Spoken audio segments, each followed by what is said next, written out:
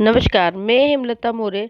आज आपको कक्षा 10वीं हिंदी ए कृतिका भाग 2 के पाठ 1 माता का आंचल का सार समझाऊंगी। माता का आंचल, जैसा कि आप सभी जानते हैं, एक ऐसा महत्वपूर्ण स्थान जहां पर हर बच्चा जो है ममता का और सुरक्षा का वातावरण प्राप्त करता है।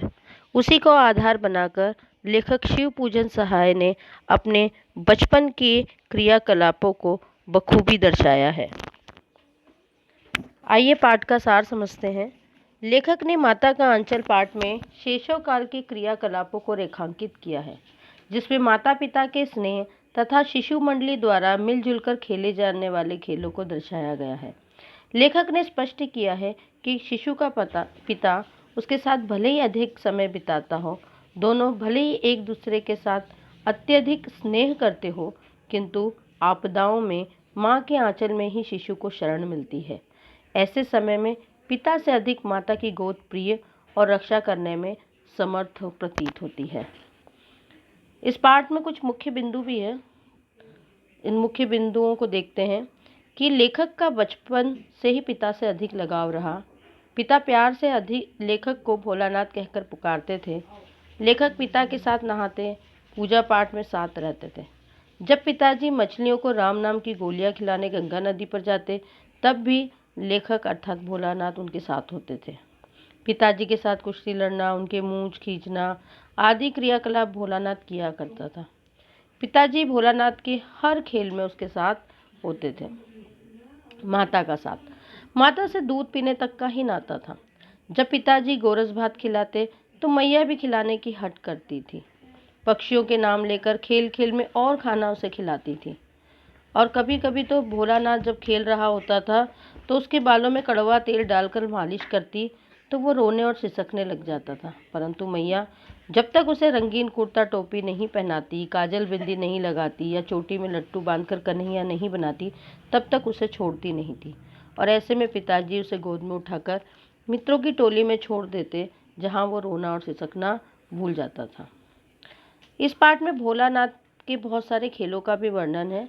उन खेलों के बारे में बात करते हैं कि भोलानाथ जो है अर्थात लेखक अपने मित्रों के साथ कई प्रकार के खेल खेलते थे, जैसे मिठाइयों की दुकान लगाना, खेती करना, बारात निकालना, चिड़ियाओं को पकड़ना, दावत भोज का आयोजन करना, पालकी को देखकर शरारत करना। मैंने यहाँ पर केवल इन घटनाओं के नाम लिखे हैं। इन्हें मैं थोड़ा सा आपको समझा देती हूँ कि मिठाइयों की दुकान लगाना, बच्चे अपने आसपास बाज़ारों में दुकानें देखते हैं और बच्चों को मिठाइयाँ बहुत भाती हैं, तो ये बच्चे भी यानी भोलानाथ और उसके मित्र भी मिठाइयों की दुकान लगाते थे।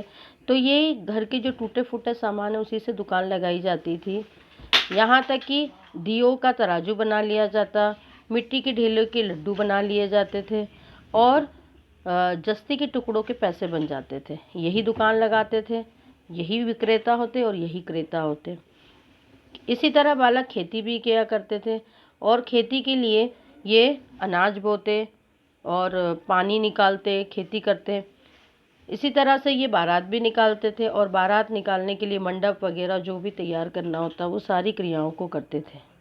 इसी तरह चिड़ियाओं को भी पकड़ते थे। जब खेत में चिड़ियाएँ दाना चुगने आती तो ये लड़के उन चिड़ियाओं के पीछे भागकर उन्हें पकड़ने का प्रयास भी करते थे। कभी कभी ये दावत या भोज का आयोजन भी करते, जिसमें नकली खाना जो है वो पंगत में बिठाकर बच्चों को खिलाते थे।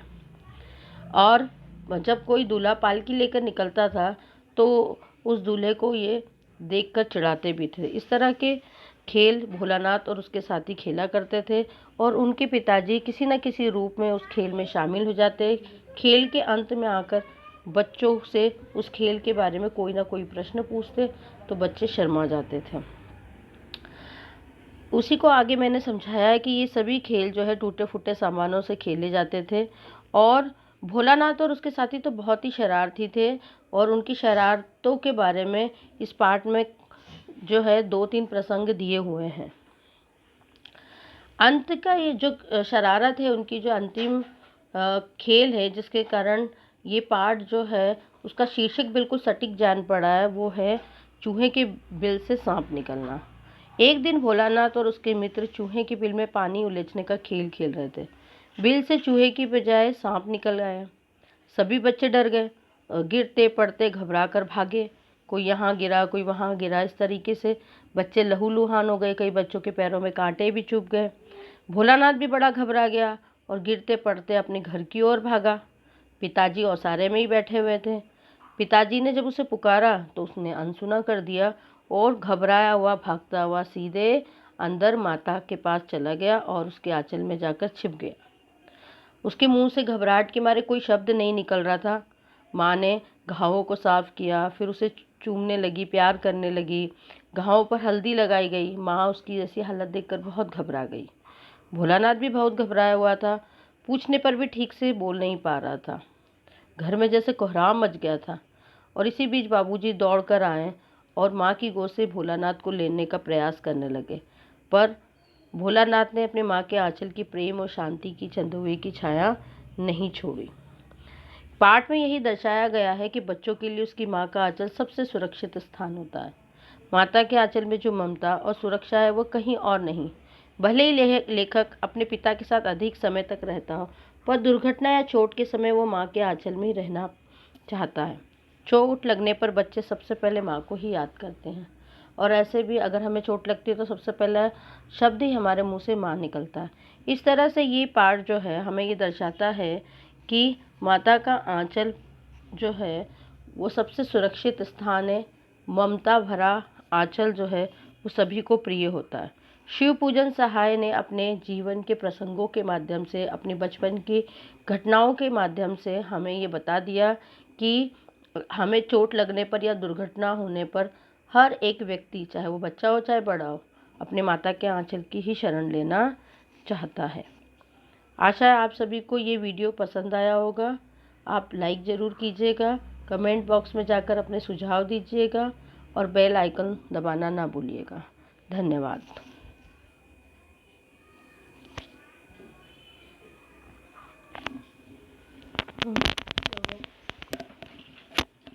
तो मुझे ये बता कि मैं सुन लूँ उसको एक बार। हो गई वीडियो आपकी? हाँ, एक बार सुन लूँ। वो जल्दी जल्दी बोलिए ना।